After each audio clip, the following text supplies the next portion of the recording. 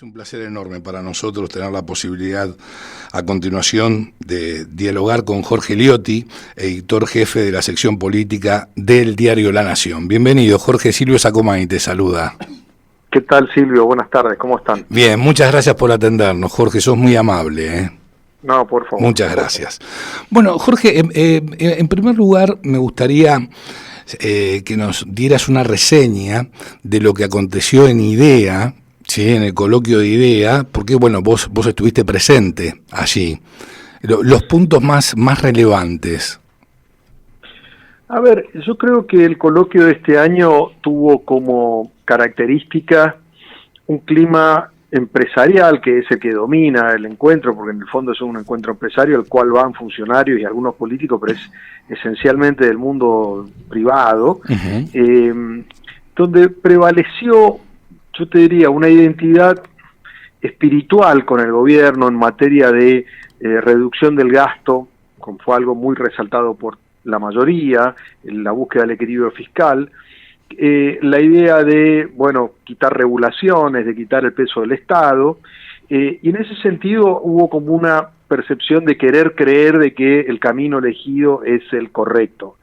Sin embargo, también hubo señalamientos, muchos cuestionamientos a la cuestión impositiva, porque obviamente el gobierno hasta ahora en ese aspecto fue muy gradualmente, fue mucho más rápido en la cuestión fiscal que en la impositiva, algunos planteos respecto del cepo, que el gobierno no terminó de aclarar, ahí ni el ministro Caputo ni el propio Milei quisieron dar precisiones al respecto, y después sobrevoló la cuestión institucional como un déficit histórico, pero que bueno, básicamente para los empresarios esto representa tener ciertas garantías de que las decisiones y las reformas que se instrumenten van a tener continuidad en el tiempo. Ver al gobierno con mucho forceps avanzando con proyectos o con decretos y le genera dudas si eso va a sostenerse en el tiempo. Yo te diría que este fue un poco el clima general del sector empresarial. Y después, al repasar un poco la situación, yo te diría que hay como dos niveles respecto de cómo les está yendo. Hay sectores que fueron muy optimistas y que reportaron un crecimiento muy importante, tiene que ver con áreas bien específicas, que, por ejemplo, minería, por ejemplo, energía, automotrices, esas manifestaron estar en un gran momento, elogiaron el RIGI, en fin, son aquellas que tienen un alto potencial competitivo a nivel global. Y después, en el otro extremo, estaban todas las empresas de consumo masivo que sufrieron caídas muy fuertes a lo largo de este año, aunque aclararon que el 2023 no es un buen parámetro porque fue el año donde hubo un incentivo al consumo durante la campaña, el famoso Plan Platita, pero aún con los valores históricos están un poco más abajo. Y eso decía, bueno, nosotros todavía no vemos la recuperación. Con lo cual, ese fue un poco el clima. Yo te diría que hubo una idea de recibir favorablemente al gobierno, el gobierno se mostró en cierta sintonía, pero tampoco nadie cree que el tema esté resuelto, ¿no? Está claro. Ahora, tengo entendido que quien despertó más interés al momento de la escucha fue Federico Sturzenegger, ¿no es cierto? Mira, fue el más, yo te diría, estandapero de los que estuvieron allí. Tiene mucha habilidad en este tipo de discurso, de mensajes, y sobre todo logró muchas adhesiones porque él hizo un repaso de algunas de las regulaciones absurdas que hay, entonces lo contó tipo anécdota, y que la verdad son historias que son entre patéticas y graciosas, ¿no? De regulaciones absolutamente ínfimas que él fue encontrando, y bueno, se ha transformado como una especie de barrendero de normas insensatas o que ya han caducado, ¿no? Entonces fue el más simpático en su exposición, y obviamente el que a los empresarios en líneas generales, digamos, más beneficia, porque todas estas regulaciones, algunos sectores siempre impactan, y entonces esa idea de ir removiendo lo que ellos llamaron, ese fue un mensaje muy nítido, tanto de Sturzenegger como de Caputo y del propio Milei, esta idea de nosotros nos encargamos de sacarle la sombra del Estado, fue el término que usaron, ahora les toca a ustedes tomar la iniciativa, porque nosotros no vamos a intervenir ni incentivando el consumo, ni generando regímenes de fomento productivo ni nada de eso. O sea, nosotros generamos las condiciones macro y que los empresarios y el sector privado compitan. Uh-huh. Es más, bueno, en un momento de su alocución, Sturzenegger les dijo a los empresarios y así a la audiencia que no le pidan que disminuya los impuestos, ¿sí? Que le pidan que ajuste el Estado, que es lo que finalmente va a hacer para luego disminuir los impuestos.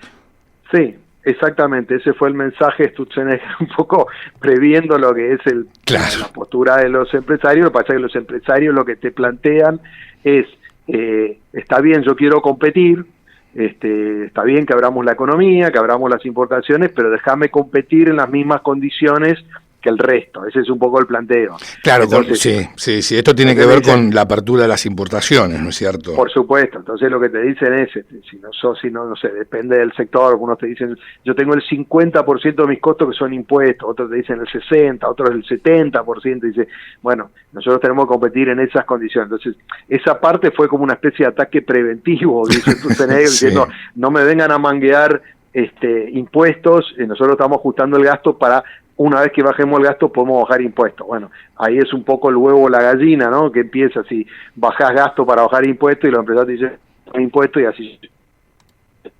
¿No? Claro. Ahora, el discurso del ministro de Economía, ¿no fue más político que económico?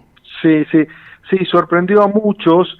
Él hizo primero un repaso exhaustivo e interesante de lo que lograron en materia de gestión económica. Cuando te lo enuncian todo junto, la verdad es que para los objetivos que se trazó el gobierno han logrado muchos de ellos, ¿no? Después entró en un sendero que él viene explorando a través de las redes sociales, que es un poco el más político, el provocador, el que chicanea a la oposición, te diría un poco mimetizándose con Milei. Esa parte hizo un poco de ruido porque los empresarios esperan del ministro de Economía precisiones sobre el rumbo económico, y él obvió dar esas precisiones, no solamente en términos del cepo, que él volvió a referirse, que bueno, cuando estén dadas las condiciones, no le pidan la fecha, sino las condiciones, él lo eludió eso, pero tampoco trazó un horizonte muy nítido, y más se mezcló en esta cuestión de cuestionar a la oposición, que esperaba que le fuera mal, a los economistas que fueron dando datos que no eran, que eran erróneos, en fin, se enganchó un poco en esa dinámica que él viene transitando tanto en el streaming como en las redes, y ahí me parece que el empresariado esa parte no le entusiasma tanto, prefiere ver a un ministro de Economía que les da certezas y que le da un horizonte más claro, ¿no? Claro, seguro. Ahora, en el día de ayer se publicó un artículo tuyo en La Nación, donde haces hincapié en un desafío, ¿sí?, que está perturbando al gobierno, o el desafío que perturba al gobierno, y tiene que ver con el tema de los DNU, ¿no es cierto? Bueno, es que parte de la política que estuvo allí, los funcionarios que estuvieron allí, si bien no lo dijeron públicamente, estaban muy preocupados con la posibilidad de que la oposición avance con el tema de cambiar el modo en el que se ratifican los DNU. Sintéticamente hoy, a partir del gobierno de Cristina Kirchner en 2016, para rechazar un DNU hace falta el explícito rechazo de las dos cámaras legislativas. Y ahora lo que hay son varios proyectos en danza, algunos para que alcance con el rechazo de una sola cámara y otros para dar un periodo de tiempo, por ejemplo 90 o 120 días, y si el Congreso no se pronuncia, el decreto cae.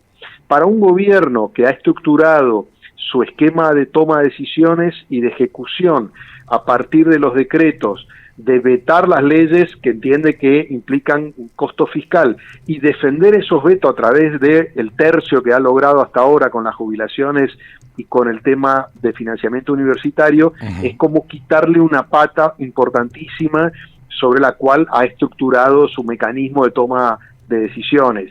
Y por eso hay mucha preocupación, porque ahí los DNU te diría que quedan muy a tiro de poder ser volteados en el Congreso, y ya no tiene que ver con un DNU en particular, sino con los DNU en general. Obviamente que de fondo hay un debate institucional importante que tiene que ver con quién tiene más poder en definitiva. Si es un esquema muy presidencialista y le das a los DNU prácticamente un carácter de ley, porque el Congreso se le hace muy difícil voltearlo. De hecho, La primera vez en la historia que voltearon un DNU fue hace un mes y medio, cuando voltearon el de los gastos reservados de la Exacto, que aumentaban en 100.000 millones, ¿no? Hasta entonces el Congreso no había tenido la coincidencia o la postura común para voltear un decreto. Ahora, ¿qué pasa cuando vos frente a un gobierno que es muy débil en el Congreso? Bueno, lo que empezás a amenazar es la gobernabilidad. Entonces, un poco escudados detrás de la gobernabilidad. Entonces, es difícil lograr un equilibrio, porque incluso hay proyectos del PRO presentados en su momento para limitar al kirchnerismo, justamente en este sentido. Y el kirchnerismo se oponía, y ahora dice, no, avancemos, porque realmente quiere limitar a Milei. Entonces, claro, hay un poco de hipocresía en torno de eso. Y demagogia. Y demagogia, obviamente. Pero bueno, el tema concreto es que en el caso de que esto avance, sería una amenaza muy grande al poder de Milei y a un instrumento que en su debilidad legislativa venía apelando para tomar decisiones. Entonces, yo creo que ahí percibí una preocupación importante de parte de los referentes del gobierno que estuvieron allá. Ahora, con respecto a la relación oficialismo y PRO, ¿sí? Tengo entendido que está muy avanzada la posibilidad de que vayan juntos o que se genere una suerte de alianza, fusión, o como lo querramos llamar, para las próximas elecciones. ¿Vos lo ves viable? Pues eso sería muy importante para el oficialismo, ¿no es cierto? Ganaría músculo político en el Congreso. A ver, yo creo que todo depende del estado de fortaleza del gobierno. Si nosotros le hiciéramos un estudio al cerebro de Milei, yo te diría que Milei, en su concepción, no quiere compartir el poder, y trataría de ir por las suyas todo lo posible. De hecho, por ejemplo, hay una interpretación diferente respecto de por qué ganó Milei. Milei cree que ganó porque le alcanzaba con el cambio y porque los que lo votaron en el balotaje lo iban a votar de todas maneras, y Macri entiende que el apoyo de él y de Patricia Bullrich fue decisivo para que en el balotaje terminara imponiéndose. De ahí para acá, cada uno tiene su mirada, ¿no?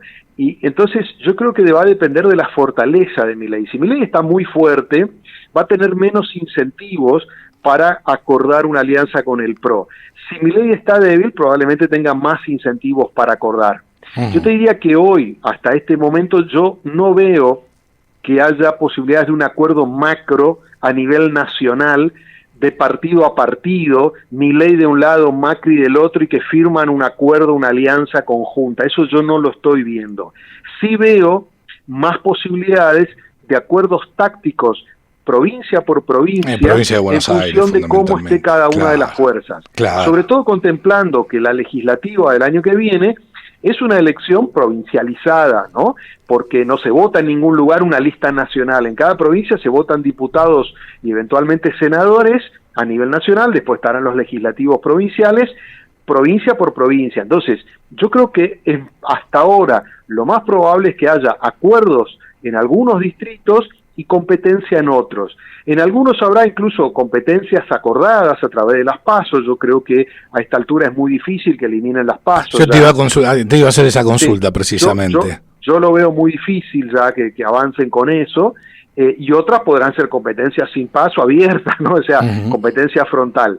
Yo no veo que vaya a haber margen para las PASO. Me parece que el Congreso dio un paso decisivo con la instrumentación de la boleta única, y no creo que vaya mucho más allá. La boleta única va a tener un impacto enorme, que yo creo en materia electoral que todavía no alcanzamos a dimensionar.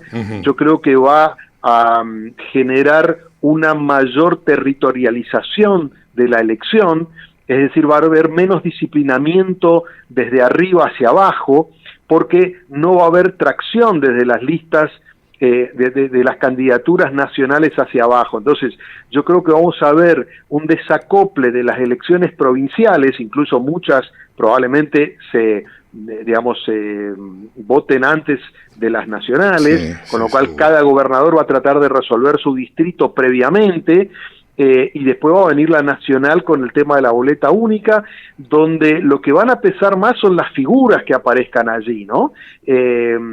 y aparte va a ser un disuasivo muy grande para lo que era la necesidad de contar con un gran aparato a nivel nacional para militar la boleta, exacto, que era un poco la tradición, ¿no? Exacto. Entonces, el escenario está para que... Y el Contralor también, Jorge, claro. Pero sin duda, sin duda. Entonces yo creo que vamos a encontrarnos con, yo te diría, conductas distintas del votante que todavía no podemos anticipar, pero que no me cabe duda que van a ser muy diferentes respecto de lo que vinimos viendo en todas las últimas elecciones. Jorge, la última te la hace Javier Manzano. Hola Jorge, ¿cómo estás? ¿Qué tal, Javier? Buenas tardes. Bien, yo te cambio totalmente de tema. Este fin de semana, bueno, una nota que hizo Javier Milei con otro medio, ¿no? Dijo una frase para algunos desafortunada, ¿no? Que quiere poner el último clavo, él le encantaría poner el último clavo al cajón del kirchnerismo con Cristina adentro. Esto también puede ser un poco como despegarse de lo que hizo la vicepresidente de inaugurar un busto de Isabel Perón, ¿no? en el Congreso. A ver, yo lo leí de como dos cosas distintas, porque él de hecho dijo que no lo hubiese hecho lo de Victoria Villarroel. Que como es su casa lo puede hacer tranquilamente, en mi casa no lo haría. Sí, la verdad es que es difícil de explicar esa reivindicación de Isabel Perón, más allá del intento que viene haciendo Villarroel de seducir a la derecha peronista, llamémosle, ¿no? Pero aún en ese caso la figura de Isabel Perón es una figura tremendamente te perdimos dentro del propio Perón. Hola, te habíamos perdido. Nos decías que la sí, perfecto. La figura de Isabel, decías. Isabel es una figura muy polémica y muy cuestionada dentro del peronismo inclusive. Sí. Entonces, que allí en su intento por mostrarse atractiva como una dirigente de perfil nacionalista, de derecha, clásica, y que seduce al peronismo derecha, mi impresión es que dio un paso en falso. Reivindicar a Isabel es quizás demasiado, ¿no? Ahí Milei se despegó de eso, yo no lo hubiese hecho, lo dijo con elegancia, me parece que eso va por un lado. Después viene la frase respecto de Cristina, muy desafortunada, porque utiliza una figura que es muy agresiva, que a mí me parece que él explica mal, me pareció entender que él lo que quería decir es que iba a vencer políticamente al kirchnerismo y que iba a terminar con la carrera política de Cristina, pero de ahí a usar la figura del ataúd y con ella dentro. Sí, totalmente. Viene muy mal ese ejemplo de Herminio Iglesias, claro. Además, y bueno, muy desagradable la imagen, que yo creo que vuelve de algún modo a convocar al presidente a morigerar su lenguaje, porque estamos viendo un increscendo de violencia verbal muy grande, especialmente en las redes. Él tiene un estilo muy hostil cuando habla. La utilización de este tipo de figuras creo claramente que es muy inconveniente. Con lo cual, sintetizando, veo como que quiso decir dos cosas distintas. Se despegó Villarroel cuando dijo yo no lo haría, y después yo creo que él también metió la pata con esta imagen del ataúd y de Cristina adentro. Me parece muy desafortunada. Jorge, te agradecemos infinitamente este contacto, es la primera vez que tenemos el placer de dialogar contigo, la verdad que escucharte es realmente muy importante para nosotros que nos hayas acompañado, es la primera vez, insisto, que te entrevistamos, esperemos que no sea la última. No, por favor, Silvio, estamos a disposición, solo es cuestión de coordinar los momentos, pero estoy a disposición cuando quieran. Muchísimas gracias, Jorge. Un fuerte abrazo. Un abrazo igualmente grande. Hasta luego. Adiós. El gran Jorge Liotti, editor jefe de la sección política de La Nación, pasaba por la cocina de las noticias.